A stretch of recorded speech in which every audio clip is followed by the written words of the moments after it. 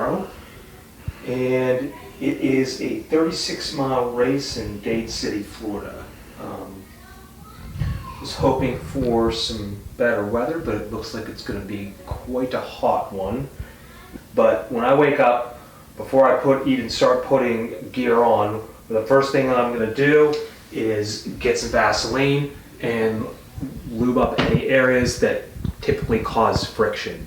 Luckily for me, it's not a problem with my feet. I don't, knock on wood, haven't had any frictional blisters on my feet, but if I did, I would be slapping some of this on. I'll additionally take some and put it into a Ziploc bag to bring with me in case we run into any issues or start to get any hot spots out on the trail. I'll make sure that I have some Tylenol with me in case I start hurting at some point, because I don't want to have to stop. And I'll make sure that I have some salt taps as well, because hydration is absolutely key. Then I typically wear things that, well, I always wear things that I've tried. Never wearing anything new on race day.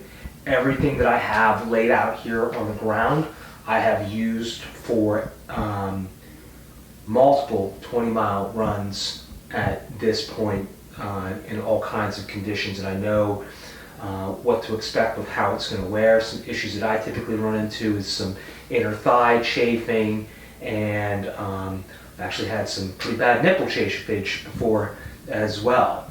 I like to wear a little bit of a thicker sock with a trail race because it tends to cushion my toes and my feet. I do have an issue with my left foot, which I'll show here. My second toe, you can see that. A little bit of blood underneath the toenail there because it does tend to bang on the end of the shoe. Typically mitigate that through a lacing pattern called a heel lock lace pattern, which we can show as well. Got to make sure that you're wearing the right size shoes. So I like the thicker socks. They kind of give me some extra cushion in the shoe, prevent some of that.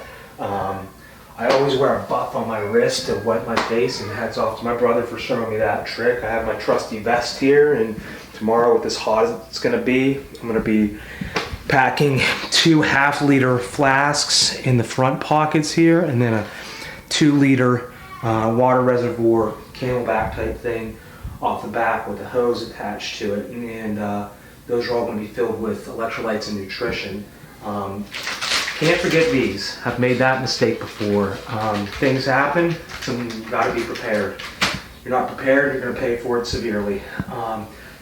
This being a 2-lap race, I'm bringing an extra shirt, extra buff, extra headband in case I want to change again. Same setup with the shirt that I've worn for multiple 20-mile efforts before, having no chafage issues. And that's the plan for gear for tomorrow.